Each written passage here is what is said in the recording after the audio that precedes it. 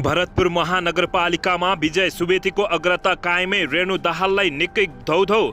पोखरा महानगरपालिकाको मतगणना सुरु, 12 नम्बर उडाको बकस खोलियो।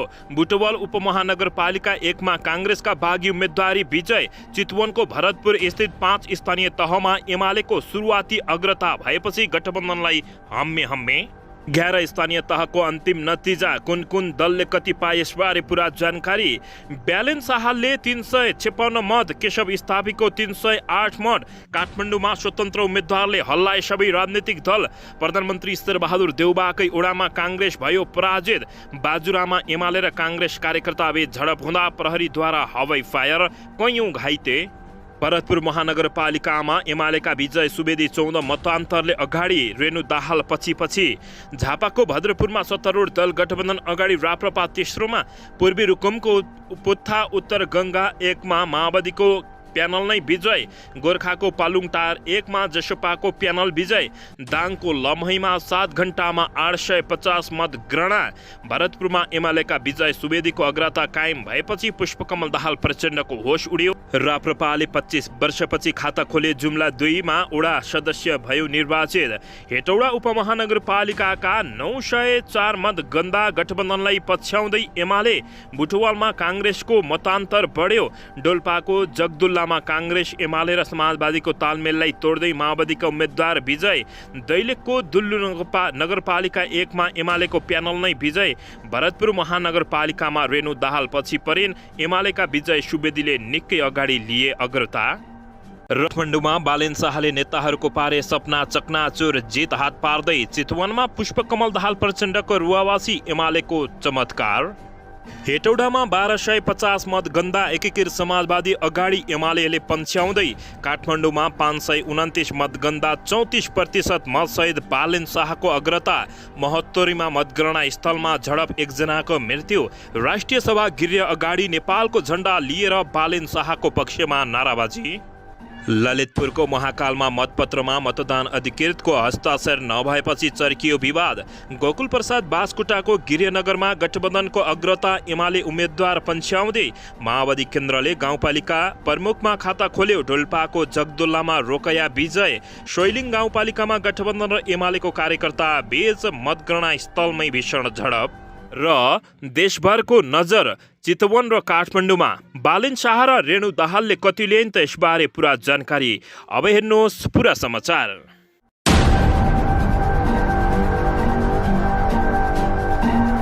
दर्शक महानुभावहरू नमस्कार। नेपाली न्युज टिभीको न्युज बुलेटिनमा यहाँहरूलाई हार्दिक स्वागत छ। म पुष्कर ओली सदा चाहिँ आज पनि तपाईँहरूमा देश तथा विदेशका महत्त्वपूर्ण समाचार अपडेटका साथ उपस्थित भइसकेको छु।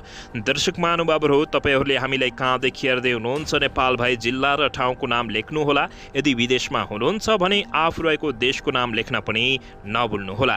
र हाम्रो च्यानल नेपाली न्युज टिभीलाई अहिलेसम्म पनि सब्सक्राइब गर्नु भएको छैन भने सब्सक्राइब गर्नुहोला, साथै सँगै रहेको बेल आइकनलाई दबाउन पनि नभुल्नुहोला। दर्शक महानुभावहरू, हाम्रो मेहनतको लागि एउटा सानो लाइक गरिदिनुहोला। आउनुहोस् दर्शक महानुभावहरू, आजको मुख्य समाचारबाट सुरु गरौँ। दर्शकबिन यसैबीच यता भरतपुर महानगरपालिकामा नेकपा एमालेका उम्मेद्वार विजय सुवेदीले अग्रता कायमै राखेका छन्। शनिबार साँझ 5 बजेसम्म 200 मतगणना हुँदा सुवेदीले 82 मत पाएका छन्। त्यस्तै नेकपा माओवादी केन्द्रकी उम्मेद्वार रेणु दाहालले 68 मत मात्रै पाएकी छिन्। तेस्रो नम्बरमा स्वतन्त्र उम्मेद्वार जगन्नाथ पौडेल रहेका छन्। उनले 25 मत पाएका हुन्। 2074 सालको निर्वाचनमा नेकपा माओवादी केन्द्रकी रेणु दाहाल मेयरमा निर्वाचित भएकी थिइन्। उनले 43,127 मत, नेकपा एमालेका देवी प्रसाद ग्यावालीले 42,924 र राप्रपाका बद्रीनाथ तिमल सिन्हाले 6,842 मत पाएको जानकारी प्राप्त भएको छ। दर्शकबिन यसैबीच यता चितवनको भरतपुर महानगरपालिका सहित 5 स्थानीय तहमा नेकपा एमाले सुरुवाती अग्रता लिएको छ। 2 नगरपालिकामा गठबन्धनबाट काङ्ग्रेसका उम्मेद्वारले अग्रता लिएका छन्।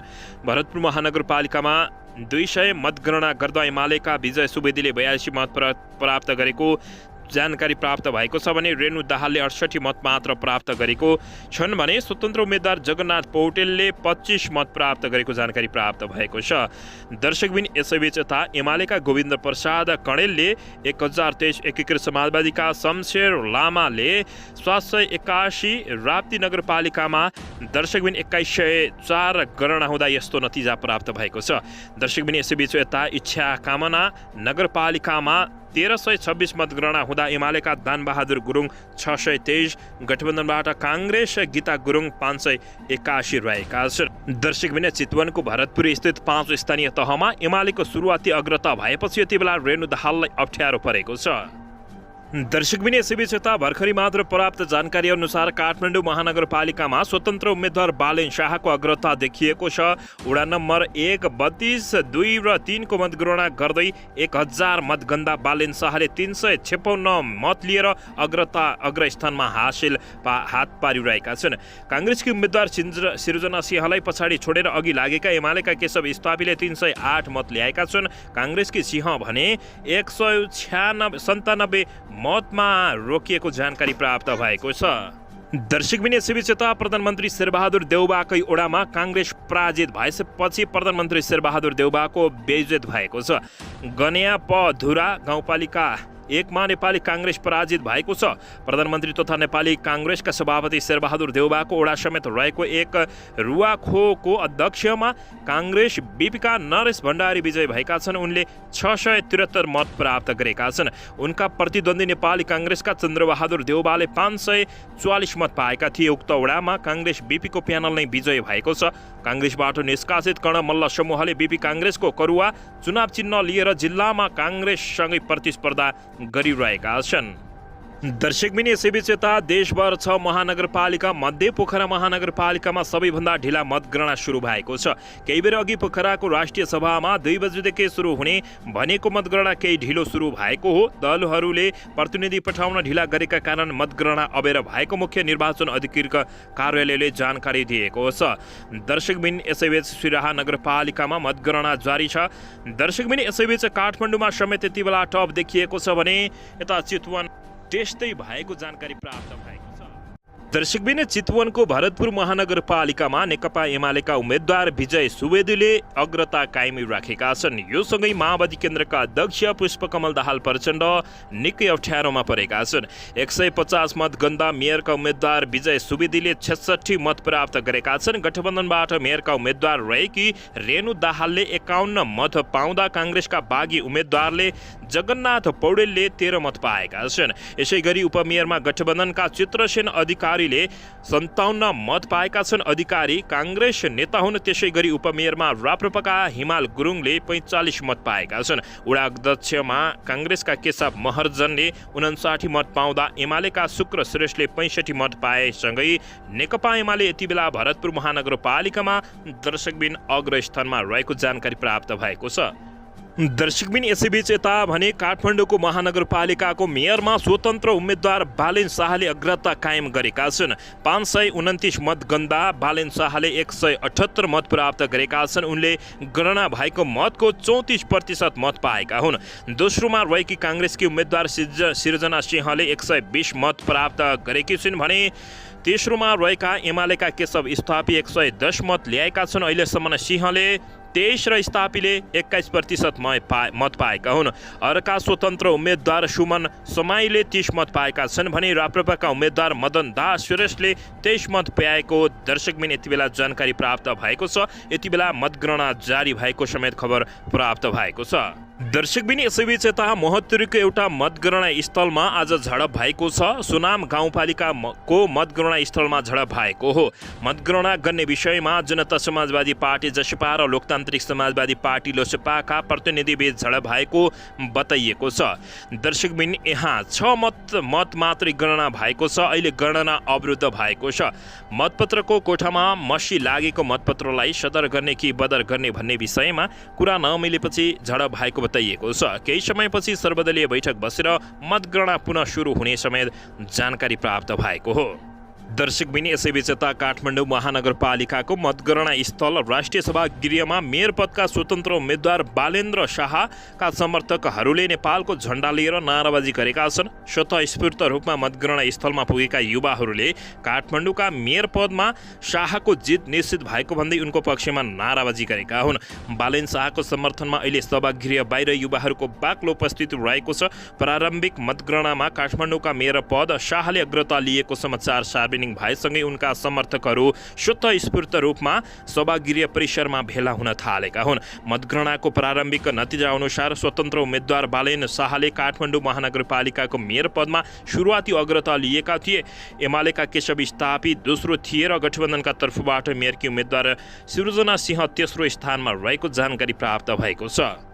दर्शकबिन यसैबीच ललितपुरको महाकाल गाउँपालिकामा मतपत्रमा मतदान अधिकृतको हस्ताक्षर नभएपछि भएको विवादका कारण रोकिएको मतगणना अझै सुरु हुन नसकेको अवस्था रहेको छ। महाकाल 6 ठुला दुर्लुङको मतपत्र गणना गर्ने क्रममा 15वटा मतदान अधिकृतको हस्ताक्षर नभएको भेटिएको थियो। हस्ताक्षरविहीन मतपत्र सदर वा बदर के गर्ने भन्ने विषयमा सर्वदलीय बैठक जारी रहेको जानकारी निर्वाचन अधिकृतको कार्यालयले जानकारी दिएको छ।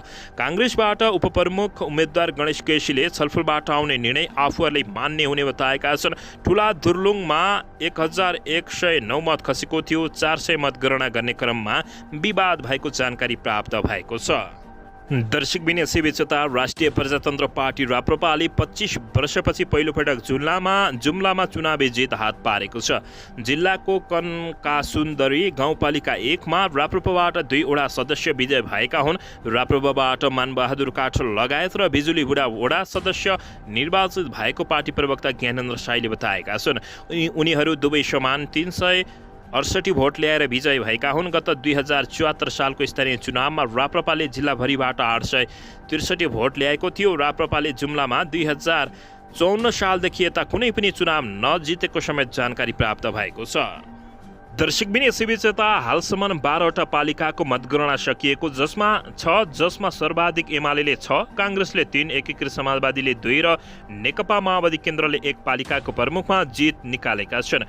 एमाले मनाङको मनाङ डिस्याङ गाउँपालिका, मनाङको चामे गाउँपालिका, मुस्ताङको लो घेकर दामोदर कुण्ड गाउँपालिका, मुस्ताङको बागलुङ मुक्ति क्षेत्र गाउँपालिका, मुस्ताङको लोमेथाङ गाउँपालिका र डोल्पाको सोफक्सुन्डो गाउँपालिकाको नेतृत्व जित हासिल पारेको बताइएको छ। त्यस्तै नेपाली काङ्ग्रेसले मुस्ताङको घर झोङ गाउँपालिका, मनाङको नार्पा भूमि गाउँपालिका र मनाङको नासोमा गाउँपालिकाको नेतृत्वमा जित हात पारेको छ। त्यस्तै एकीकृत समाजवादीले डोल्पाको काइके गाउँपालिका र डोल्पाकै छारका छाङतोङ गाउँपालिकाको नेतृत्व जितेको छ। उसैले दुवै पालिकाको नेतृत्व निर्विरोध जितेको हो भने नेकपा माओवादी केन्द्रले डोल्पाको जगदुल्ला गाउँपालिकामा जित हासिल पारेको बताइएको छ। दर्शकबिन यसैबीच रूपन्देहीको तिलोत्तमा नगरपालिकामा नेपाली काङ्ग्रेसका उम्मेद्वारले अग्रता लिएका छन्। 500 मतगणना गर्दा मेयर उम्मेद्वारका काङ्ग्रेसका रामकृष्ण खाँडले 212 मत ल्याएका छन्। यहाँ एमालेका उम्मेद्वार मोहन चपागाईले 166 मत ल्याएका छन्। तिलोत्तमाको वडा नम्बर 1 र 2 सत्रको मतगणना जारी रहेको जानकारी प्राप्त भएको छ। दर्शकबिन यसैबीच गण्डकीका 8 पालिकाको मत परिणाम सार्वजनिक भएको छ। एमाले 5, काङ्ग्रेस 3 पालिकामा विजय भएको जानकारी प्राप्त भएको छ।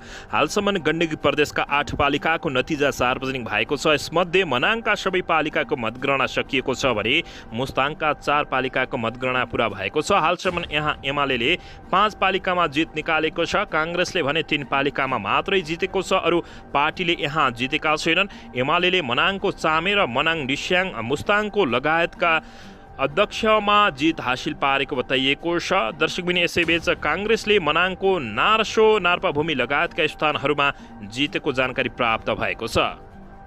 दर्शकबिन यसैबीच डडेलधुरामा नेकपा एमाले खाता खोलेको छ। अलिताल गाउँपालिकाको 1 को अध्यक्षमा नेकपा एमालेका उम्मेद्वार यज्ञबहादुर देउबा योगेन्द्र विजय भएका छन्। देउबाले नेपाली काङ्ग्रेसका गम्भीर सिंह बोहरालाई हराउँदै वडा अध्यक्षमा विजय भएका हुन्। देउबाले 457 मत प्राप्त गर्दा उनको निकटतम प्रतिद्वन्दी बोहराले 377 मत ल्याएको जानकारी प्राप्त भएको छ।